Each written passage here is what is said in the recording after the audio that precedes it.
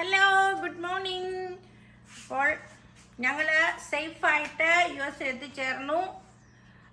ഞങ്ങൾ കുറേ ജേർണി ചെയ്താണ് ഇവിടെ എത്തിയത്. ഞങ്ങൾ ലണ്ടൻ വഴി പോയത് കൊണ്ട് നമ്മൾ ലണ്ടൻ വഴി തന്നെയാണ് തിരിച്ചു വന്നത്. അങ്ങനെ നെടുമ്പാശ്ശേരി ടു ഡൽഹി ഞങ്ങളൊരു 6-7 hours വെയിറ്റ് ചെയ്ത്, പിന്നെ ഡൽഹി ടു ലണ്ടനിലധികം വെയിറ്റ് ചെയ്തില്ല. ലണ്ടൻ ടു ന്യൂയോർക്കിലും അധികം വെയിറ്റ് ചെയ്തില്ല. ന്യൂയോർക്ക് ടു ഡാളസ്, അങ്ങനെ ഞങ്ങളിവിടെ സേഫായിട്ട് എത്തിച്ചേർന്നു. അപ്പോൾ പിന്നെ ഒരു സങ്കടകരമായ അവസ്ഥ എന്ന് പറഞ്ഞാൽ ഞങ്ങളുടെ ലഗേജ് ഒന്നും ഞങ്ങൾക്ക് കിട്ടിയില്ലായിരുന്നു. ഞങ്ങൾ ഹാൻഡ് ക്യാരി ആയിട്ട് ഞങ്ങൾ പോന്നു. എനിവേ, മോർണിംഗിൽ ഞങ്ങൾ രാത്രി ഇവിടെ എത്തി. മോർണിംഗിൽ ഞങ്ങളുടെ എല്ലാ ലഗേജും ഞങ്ങൾക്ക് കിട്ടി. നമ്മൾ പിന്നെ ഫ്ലൈറ്റിൻ്റെ അവിടെ പോയി കംപ്ലൈൻ്റ് ഒക്കെ കൊടുത്തു. പിന്നെ എൻ്റെ ഹസ്ബൻഡെല്ലാം ഇവരെല്ലാം വിളിച്ചു, ട്രാക്ക് ചെയ്തു. എനിവേ, ഞങ്ങളുടെ ലഗേജ് എല്ലാം ഞങ്ങൾക്ക് ഇവിടെ 10:30 ഫ്ലൈറ്റിന് ഞങ്ങൾക്ക് തരണ്ടേ എല്ലാ പെട്ടി ഇവിടെ വന്നിട്ടുണ്ട്. അപ്പം നമുക്ക് പെട്ടിയെല്ലാം നമുക്ക് തുറന്നു നോക്കാം. ഞങ്ങൾ ഇന്നലെ കുറേ ടെൻഷൻ അടിച്ചാണ് വന്നത്, പെട്ടി ലഗേജ് ഇല്ലാതെ വന്നതുകൊണ്ട്. പക്ഷെ എല്ലാം ഞങ്ങൾക്ക് സേഫായിട്ട് കിട്ടി. ഞങ്ങളുടെ ഒരു പെട്ടി കസ്റ്റംസുകാർ തുറന്ന് കുറേ സാധനങ്ങൾ എടുത്ത് കളഞ്ഞു. ഇതൊക്കെ ഒരു ആദ്യത്തെ സംഭവമാണ്. എനിക്ക് തോന്നുന്നു ഈ എയർപോർട്ട് വഴി എല്ലാം പോയിട്ടാണ്, എല്ലായിടത്തും പോയി ചെക്കിങ് ചെയ്ത് വേണ്ട അവർ കുറേ സാധനം എൻ്റെ പെട്ടീനെ എടുത്ത് കളഞ്ഞു. ഇതുവരെ ഇങ്ങനൊരു സംഭവം ഉണ്ടായിട്ടില്ല. ഒരു പെട്ടി അവർ തുറന്ന് കുറേ സാധനം എടുത്ത് കളഞ്ഞു, ബാക്കിയെല്ലാം കിട്ടിയിട്ടുണ്ട്. അപ്പം നമുക്ക് ഓരോന്നായിട്ട് നോക്കാം.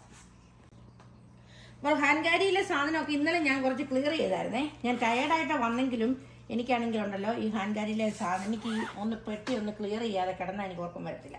അപ്പോൾ ഇതിനകത്ത് ഫുള്ള് ഈ ഹാൻഡ് ക്യാരിയിൽ ഞങ്ങൾ പേഴ്സണൽ ആയിട്ടുള്ള ഐറ്റംസാണ് വെച്ചത്, ക്ലോത്ത്സൊക്കെ. കാരണം എന്നാന്ന് ചോദിച്ചാൽ ഇൻ കേസ് നമ്മളെങ്ങാനും എയർപോർട്ടിൽ എവിടെയും സ്റ്റക്കായി നമ്മുടെ ഫ്ലൈറ്റ് ഡിലേ എങ്ങാനും ആയെങ്കിൽ നമ്മളെപ്പോഴും നമ്മൾ കുറച്ച് ക്ലോത്ത്സ് നമ്മുടെ ഹാൻഡ് ക്യാരിക്ക് അത് കരുതുന്നത് നല്ലതാണ്. ഇൻ കേസ് നമ്മൾ സ്റ്റക്കായി നമുക്ക് പേഴ്സണൽ ഐറ്റംസ് ഒക്കെ വേണ്ടേ. അതുകൊണ്ട് ഞങ്ങൾ രണ്ടുപേരും ഞങ്ങളുടെ പേഴ്സണൽ ഐറ്റംസ് ഒക്കെയാണ് ഞങ്ങളുടെ ഹാൻഡ് ക്യാരി വെച്ചത്. അതൊക്കെ തന്നെ നമ്മുടെ തുണിയൊക്കെയാണ്. പിന്നെ നമ്മൾ ഒരു പാക്കറ്റ് ക്യാഷു ഇതിനകത്ത് വെച്ചായിരുന്നു. കാരണം ഞങ്ങളുടെ പെട്ടിക്കകത്തെല്ലാം ഭയങ്കര വെയിറ്റ് ആയി. അപ്പോൾ ഒരു ക്യാഷു എടുത്തതിനകത്ത് വെച്ചു. അപ്പോൾ ക്യാഷു, പിന്നെ ഞങ്ങളുടെ പേഴ്സണൽ ഐറ്റംസ്, ക്ലോത്ത്സും അങ്ങനെയുള്ള സംഭവങ്ങളൊക്കെയാണ് ഇതിനകത്ത്.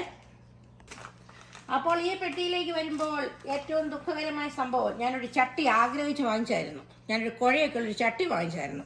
200 രൂപ കൊടുത്തൊരു ചട്ടി വാങ്ങിച്ചാണ്. വേണ്ടേ, പൊട്ടി തവിട് പൊടിയായി. അപ്പോൾ ഞാനൊരു ചട്ടി 200 rupees കൊടുത്ത് വാങ്ങിച്ചതാണ്, ആഗ്രഹിച്ച് വാങ്ങിച്ചത്. ചേച്ചിയുടെ വീട്ടിൽ പോയപ്പം അവിടെ എറണാകുളത്ത് നിന്ന് വാങ്ങിച്ച ചട്ടിയായിരുന്നു. ഞങ്ങൾ തപ്പി നടന്നു, ഇങ്ങനെ കുഴയുള്ള ചട്ടി എവിടെ കിട്ടുമെന്ന് നോക്കി. എനിക്ക് റെഡ് കളറുള്ള ചട്ടിയാണ് ഇഷ്ടം, എനിക്ക് ബ്ലാക്ക് വലിയ ഇഷ്ടമില്ല. അങ്ങനെ നോക്കി വാങ്ങിച്ചത്. വേണ്ട, എല്ലാം പൊട്ടി 4-5 പീസായിട്ട് കിട്ടിയിട്ടുണ്ട്.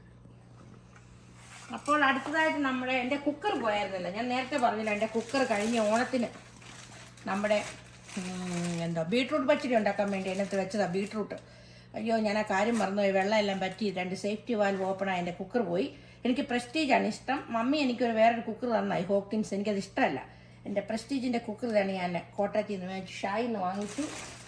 അപ്പോൾ എൻ്റെ കുക്കർ അത് സുരക്ഷിതമായിട്ട് എത്തിയിട്ടുണ്ട്. പിന്നെ കുറച്ച് ഫിംഗർ ക്യാപ്പ് വാങ്ങിച്ചു, അതെല്ലാം കിട്ടിയിട്ടുണ്ട്. പിന്നെ ഞങ്ങൾ ഞങ്ങളുടെ പുറത്തെ സ്റ്റൗവിന് വേണം അതിനൊരു ലൈറ്റർ. ഞങ്ങൾക്ക് കടയുണ്ട്, ഗ്യാസിൻ്റെ കട. അതിൽ നിന്ന് ഞങ്ങളുടെ കടയിൽ നിന്ന് തന്നെ എടുത്തു ഒരു ലൈറ്റർ. പിന്നെ ഇങ്ങോട്ട് വരുമ്പോൾ ഇതൊക്കെ ഞങ്ങളുടെ കുറേ പൊടികളൊക്കെ ഞാൻ കൊണ്ടുവന്നതാണ്. കണ്ടോ, ഹോൾ പൊടീസ് ഇവിടെയുണ്ട്. പിന്നെ ഇതിനകത്ത് മമ്മിയുടെ വീട്ടിൽ നിന്ന് തന്നു വിട്ടതാണ് ക്യാഷു. പിന്നെ മമ്മിക്ക് എന്തോ ഒരു മെഡിസിൻ, ബാക്ക് പെയിൻ എങ്ങാണ്ട് കേട്ടാണ് മെഡിസിൻ. പിന്നെ ഇതെല്ലാം ഞങ്ങളുടെ ക്ലോത്ത്സ് ആണ്. ഞങ്ങൾ ജുബ്ബൊക്കെ വാങ്ങിച്ചതാണ്.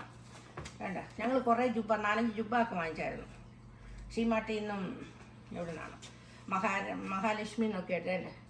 അതൊക്കെയാണ് അങ്ങനെ ക്ലോത്ത്സ് ആണ് ഇതിനകത്തെല്ലാവേ. പിന്നെ നമുക്ക് ഈ പെട്ടി തുറന്നു നോക്കാം.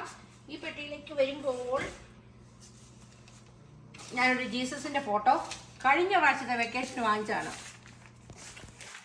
ആ ഫോട്ടോ എനിക്ക് വെയിറ്റ് കൂടിയോണ്ട് കൊണ്ടുവരാൻ പറ്റിയില്ല. ഇപ്രാവശ്യം ഞാൻ ഫോട്ടോ എടുത്തുകൊണ്ട് വന്നതാണ്. ജീസസ് ഫോട്ടോ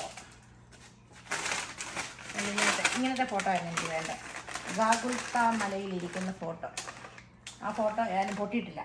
ദൈവമേ, എൻ്റെ യേശുവിൻ്റെ ഫോട്ടോ ആയാലും പൊട്ടിയില്ല. ചട്ടി പോയാലും പോട്ടെ, ഫോട്ടോ പൊട്ടിയിരുന്ന പിന്നെ അതിൽ കുറേ നടക്കേണ്ടതില്ല. അതുകൊണ്ട് പൊട്ടിയില്ല, നമുക്ക് കിട്ടി. പിന്നെ ഞാൻ ഒരു സാരി ഡ്രൈ വാഷിന് കൊണ്ടുവരാണ്, അത് ഡ്രൈ ക്ലീൻ ചെയ്ത് കൊണ്ടുവന്നു. പിന്നെ ഇതിനകത്ത് മുഴുവൻ എൻ്റെ ക്ലോത്ത്സ് ആണ്.